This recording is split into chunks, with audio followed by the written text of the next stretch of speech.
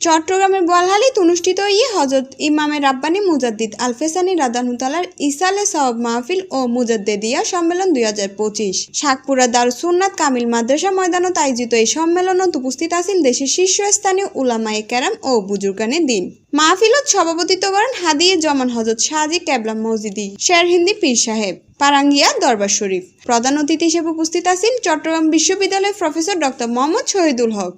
প্রধান বক্তা হিসেবে অনলবর্ষী বক্তব্য প্রদান করছেন হযরত আল্লামা মোহাম্মদ হাসান রেজা আল কাদিরি, অধ্যক্ষ উরকির সর মোহাম্মদিয়া গাউসিয়া সুন্নিয়া সিনিয়র মাদ্রাসা রাউজান। এছাড়াও উপস্থিত আছেন শাকপুরা দারুস সুন্নাত কামিল মাদ্রাসার প্রতিষ্ঠাতা শাহ মাওলানা নূর মোহাম্মদ। সম্মেলনত আগত আলেমরা হই ইমামে রাব্বানী মুজাদ্দিদ আল-ফেসানী রাদিয়াল্লাহু তাআলা ইসলামের সত্যিকার শিক্ষারে নবজাগরণের মাধ্যমে প্রতিষ্ঠা করছিল। তার আদর্শ ধারণ করে চলাই মুসলমানসকলের দায়িত্ব।